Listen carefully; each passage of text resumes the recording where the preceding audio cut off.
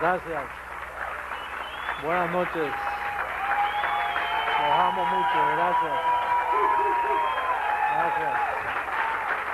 Pueden tomar asiento. Gracias. Un saludo para ustedes. Recibo que hoy entramos en otra gloria. Sí, con el tema que tenemos. Es un tema muy interesante y bien claro de entender que es así, como lo vamos a presentar. Bueno, pero vamos para el tema porque el tiempo está avanzando. Mira, un poquito adelantadito el tiempo. Y hoy tenemos un mensaje. El título del mensaje es La cabeza de la iglesia. Vamos a buscarle rapidito el libro histórico de Juan para ir rapidito a Juan capítulo 14, verso 18, primeramente. Juan, libro histórico, no evangelio, como le llama el sistema religioso. Esto es un libro histórico de los días de Jesús, en los días de su carne. No es nuevo pacto porque Jesús no había muerto cuando se escribió, por eso es que lo llamo histórico. No es por ofender a nadie, sino que en verdad el Nuevo Testamento comienza con la muerte del testador. Y entonces este libro fue escrito antes de él morir, por lo tanto no es nuevo testamentario, sino que es la historia de las cosas que Jesús dijo mientras estaba aquí en la tierra. Entonces, hay una promesa en el verso 18, donde Jesús dice en el verso 18, no os dejaré huérfanos, vendré a vosotros. Tome nota, el tema es la cabeza de la iglesia. Comenzamos, estuvimos hablando el miércoles pasado de la mente de Cristo. Hoy estamos hablando de la cabeza. ¿En dónde está la mente? ¿En qué parte del cuerpo? En la cabeza. Pero entonces fíjate que Jesús dice, no os dejaré huérfanos. ¿Qué? ¿Que el mundo estaba huérfano? Sí, el mundo estaba huérfano. Porque la ley fue un pacto añadido, ese no era el corazón de Dios. Por lo tanto, Jesús en los días de su carne vio la iglesia huérfana. Moisés no pudo hacer gran cosa, los profetas, nadie pudo hacer nada. Cuando él dice no os dejaré huérfanos es porque todo el mundo entero estaba huérfano, cumpliendo la ley, buscando a Dios en los templos. Había un estado de orfandad. Entonces, después que él promete que no los dejaré huérfanos, luego dice en el capítulo 16, verso 12, mira lo que dice, verso 12, dice, aún tengo muchas cosas que deciros, pero ahora no las podéis sobrellevar. Quiere decir que él dice, no los dejaré huérfanos, pero todavía no puedo explicarles, porque si yo le digo a ustedes lo que yo tengo para ustedes, ustedes no lo van a poder sobrellevar. Quiere decir que cuando él dice, yo les enviaré un consolador, yo no los dejaré huérfanos. Pasan los años y por 2000 años la iglesia ha estado huérfana. Aunque tenía padre, pero las muchas cosas no se podían decir. Porque aunque Pablo fue padre en el aspecto de dejar una información escrita. Pero Pablo no logró nada. El mundo siguió huérfano porque a él lo mataron, no creyeron en él. Porque los mismos discípulos que estaban en orfandad, porque los discípulos también estaban huérfanos. Bueno, dice, tengo muchas cosas que decir, pero no se las voy a decir, pues, los dejo huérfanos. Porque la paternidad viene cuando tú tienes información. Pueden haber tres personas al frente, si tú no sabes quién es tu padre, tú sigues huérfano. Entonces dice, yo tengo muchas cosas que decir, yo no los dejaré huérfanos, ahora no les voy a decir nada todavía. Y entonces usa a Pablo para dejar un fundamento, y entonces a Pablo lo matan, y Pablo dice, todos me abandonaron. Pablo no pudo lograrlo. Dice, después de mi partida lo van a reducir a esclavitud y van a seguir huérfanos. Entonces, por 2000 años la iglesia ha estado huérfana. Huérfana en un sentido de que han estado sin cabeza. No han tenido dirección. Por lo tanto, y la prueba está en las miles de denominaciones que hay. Mira, están los católicos, están los protestantes, están los mormones, están los testigos, están los espiritistas, están evangélicos de diferentes partes, y todos dicen que no se ponen de acuerdo. Unos dicen que el bautismo es por aspersión, un chorrito de agua arriba. Otros dicen, no, tiene que ser por inmersión. Y otros usan diferentes ritos, ceremonias, y todos difieren. O sea que hay una diversidad, como diciendo, no tenemos una cabeza que nos dirija. Así, aquí hay una cabeza católica, cabeza protestante, cabeza testigo de Jehová, cabeza mormona, cabeza metodista, cabeza bautista, cabeza pentecostal, y hay miles de cabezas, pero es una cabeza. El cuerpo puede solo llevar una cabeza, no puede llevar tantas cabezas. Entonces, él lo advirtió. Vamos a ver ahora en el libro histórico, un libro antes, Lucas. Mira lo que dice Lucas. Lucas capítulo 9. Porque estas cosas las dijo antes de ir a la cruz. Y entonces nosotros ahora tenemos las evidencias, y por causa de las 14 epístolas de Pablo nosotros podemos descubrir esta revelación. Capítulo 9, versos 57 y 58. Lucas capítulo 9, versos 57 y 58. Yendo ellos, ahí estamos todos, ¿sí? Puede mirar la pizarra electrónica si no tiene Biblia. Dice, yendo ellos, uno le dijo en el camino, Señor, te seguiré a donde quiera que vayas. Y le dijo Jesús, las zorras tienen guarida y las aves de los cielos nidos, mas el Hijo del Hombre no tiene donde recostar la cabeza. Como quien dice, este hombre dice, mira, yo te voy a seguir donde quiera que tú vayas. Jesús le dijo, no hables sandeces, porque tú no tienes, todavía yo no he revelado mi cabeza, tú estás en un estado de orfandad. ¿Cómo tú me vas a prometer a mí que tú me vas a seguir? Si tú no tienes provisión para seguirme.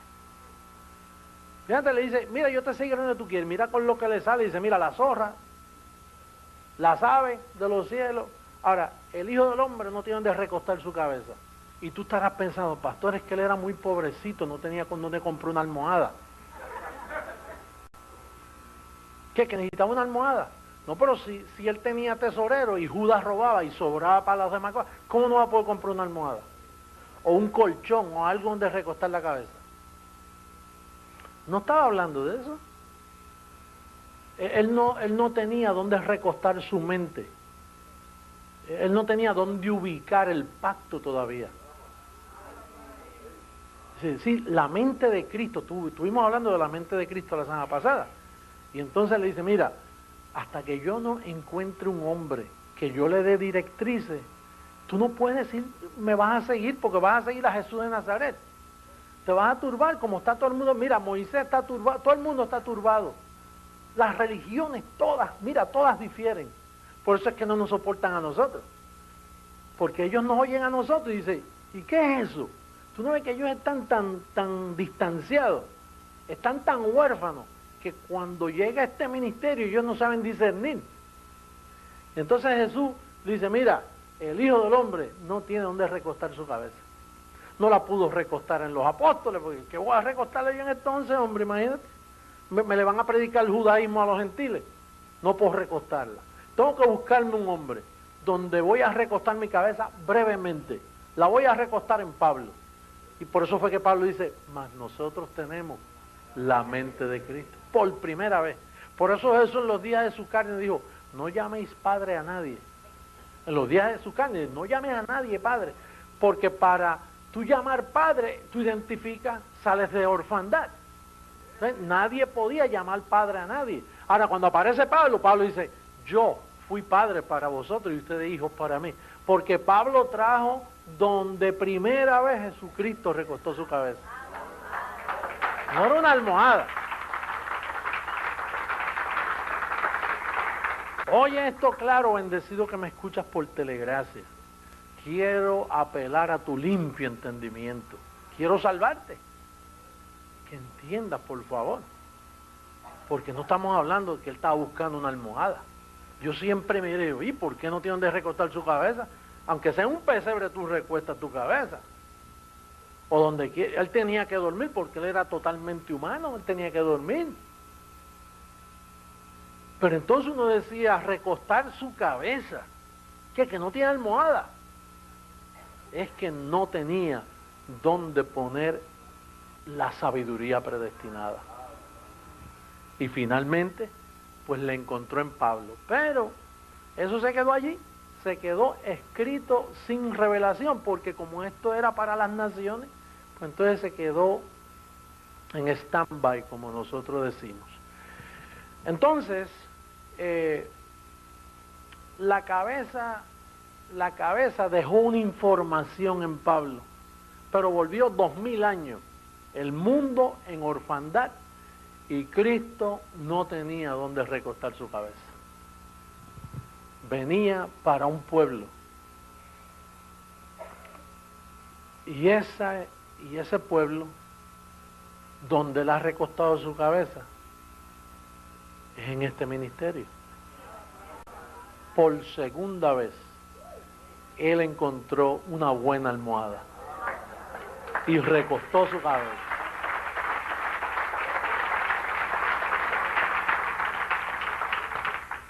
Oye, ¿y cuál es el propósito de que un cuerpo tenga cabeza? Efesios capítulo 4, verso 15, por favor. Rapidito ahora. Efesios, tome nota los que me están viendo por internet. Estudie esto, por favor, porque estamos hablando de vida o muerte. Si tú no entiendes el mensaje que Jesucristo te está dando ahora mismo, vas a fracasar como religioso, como sea. Vas a fracasar, porque te está hablando la cabeza. La cabeza.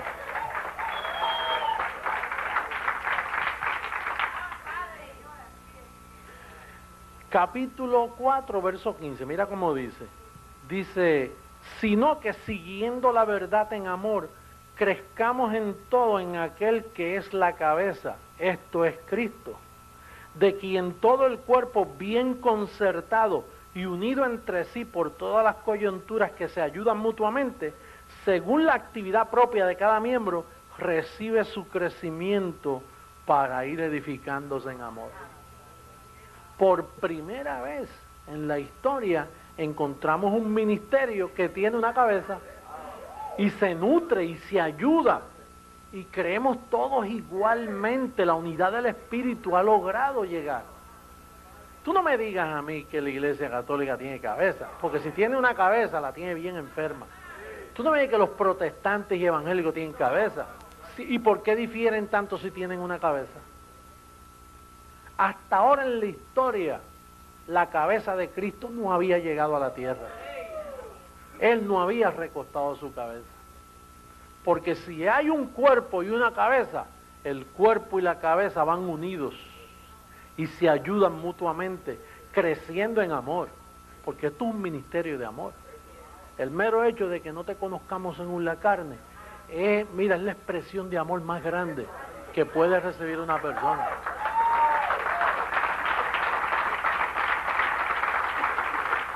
Que no nos interese tu pasado, que tú llegas aquí y dices, mira, a mí no me importa un segundo atrás de tu vida, a mí lo que me importa es que tú eres un elegido, un escogido. Pero mire, yo voy a venir a su iglesia, no me importa quién yo soy. No me importa, no te conozco en carne. Pero tú no sabes que yo maté a 50, puedo haber matado a 100.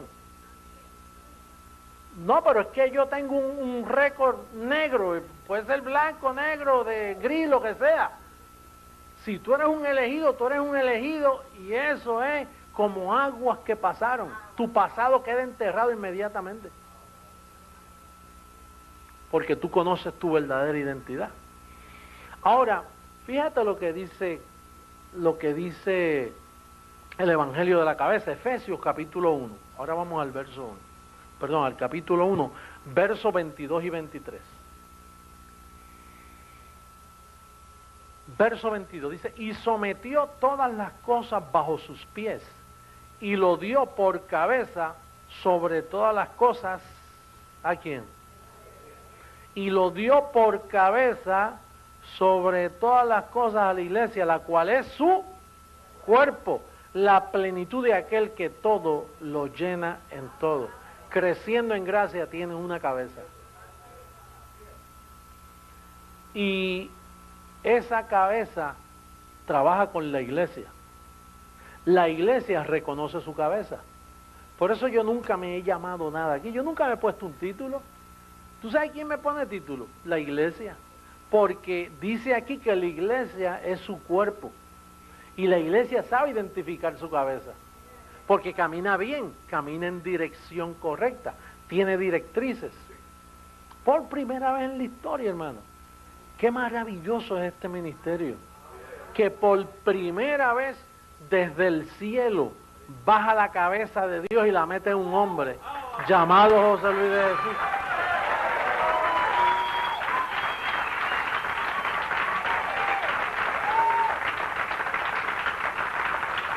Primera carta a los Corintios, capítulo 2. Vamos a ver lo que hace la cabeza. Cuando él recuesta la cabeza, mira cómo habla el apóstol Pablo en el capítulo 2 de primera carta a la iglesia de los Corintios, en el verso 6. Dice, sin embargo, hablamos sabiduría entre los que han alcanzado madurez. Y sabiduría no de este siglo, ni de los príncipes de este siglo que perecen, mas hablamos sabiduría de Dios en misterio. La sabiduría oculta, ahí es donde él recostó su cabeza. La sabiduría oculta, la cual Dios predestinó antes de los siglos para nuestra gloria. Por eso dijo, no los dejaré huérfanos. No los voy a dejar huérfanos, les voy a dar la información. Y es la sabiduría oculta, la que Dios predestinó antes de los siglos para nuestra gloria. La que ninguno de los príncipes de este siglo conoció, porque si lo hubieran conocido, nunca habrían crucificado al Señor de gloria. Antes bien, como está escrito, cosas que ojo no vio, ni oído oyó, ni han subido a la mente del hombre, al corazón del hombre, son las que Dios ha preparado para los que le aman. Pero Dios nos las reveló a nosotros. ¿Por quién? ¿Por quién? Usted ve espíritu con E mayúscula ahí. Dios nos las reveló por el Espíritu, porque el Espíritu todo lo escudriña, aún lo profundo de Dios. Entonces, hablando del Espíritu del hombre, dice, porque ¿quién de los hombres sabe las cosas del hombre sino el Espíritu con E minúscula? Sino el Espíritu del hombre que está en él, así tampoco nadie conoció las cosas de Dios, sino el Espíritu de Dios. Y donde está el Espíritu de Dios, ahí hay libertad. Aquí está el Espíritu de Dios.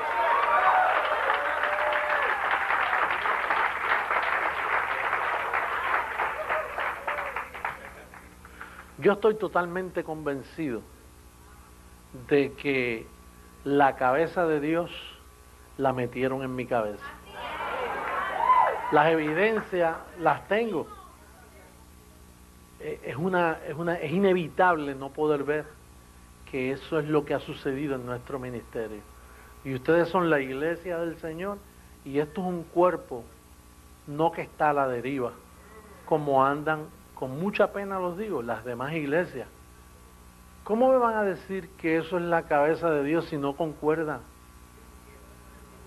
No concuerda con el Evangelio ni con las Escrituras. Todo lo que vemos. Y ellos no concuerdan porque la cabeza es la que revela que en las 14 epístolas de Pablo, ahí donde está la mente de Cristo recostada. Ese misterio estuvo ahí. Tú sabes que en el Viejo Testamento hubo una vez que el pueblo quedó en confusión, y entonces Elías, profeta de Dios, él decía, bueno, yo soy la cabeza, yo soy el que represento a Dios en aquel momento, ¿no? Y entonces estaban los profetas de Baal, habían 450 profetas de Baal, y decían, no, nosotros somos la voz de Dios. Y entonces Elías dijo, no, yo soy la voz de Dios. 450 en contra de uno.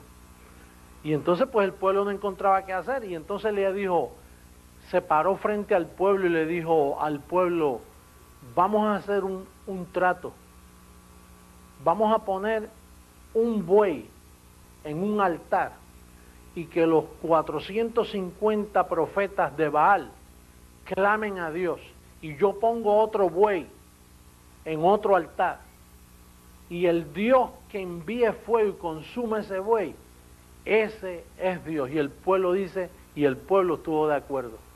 Y entonces los 450 profetas de Baal comenzaron a clamar por la mañana, se levantaron, pusieron un buey, lo cortaron en pedazos, porque en el Viejo Testamento se trabajaba así, por sacrificio. Pero poner un buey en un altar sin fuego no tenía sentido común, porque la idea es que el fuego consuma el animal para que el sacrificio sea aceptable delante del Señor.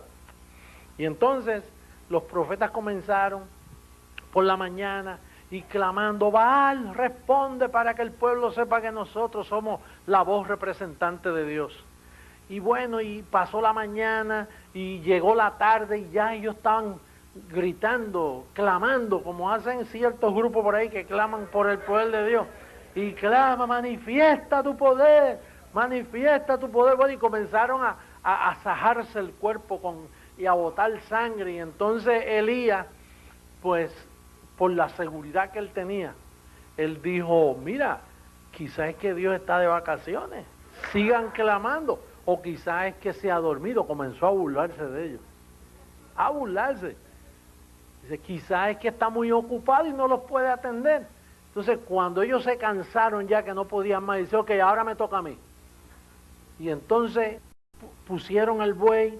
Entonces, abran una zanja alrededor del buey y tráigame 4 cántaros de agua y 12 piedras representando a cada tribu. Esas son las 14 epístolas mías. Él puso 12 piedras representando a 14 tribus de Israel, las 12 tribus de Israel.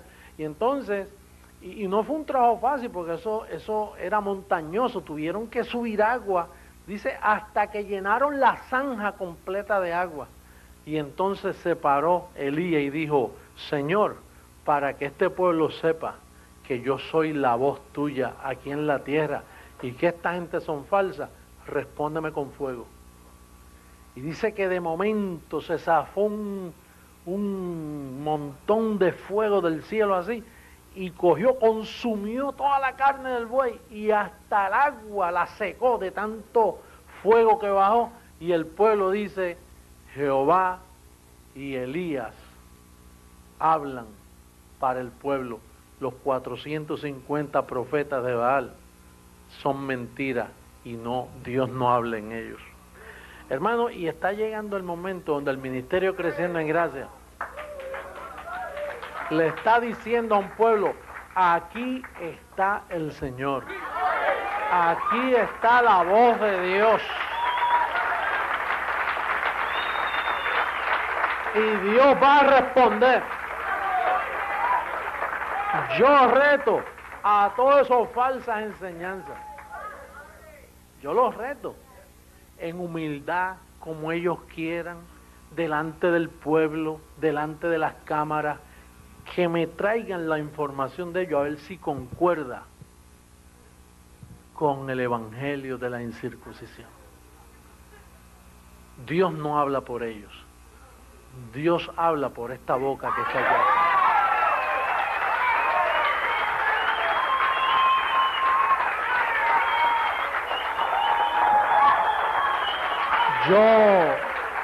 Yo declaro hoy, yo declaro en este día, por las cámaras del internet, por las cámaras con evidencia mundialmente, yo declaro que ellos han errado al blanco. Si quieren saber de Papá Dios, tienen que escucharme a mí. Si quieren ubicar su vida, tienen que someterse a este apostolado, a este ministerio, para que enfoquen bien sus vidas con Papá Dios. Porque todos han errado y están huérfanos. La gente que nos critica a nosotros son huérfanos de padre. están en un estado de orfandad, no saben quién es su Padre, no saben dónde está la mente de Cristo ubicada, no tienen cabeza, es un cuerpo sin cabeza caminando de aquí para allá y no tienen dirección.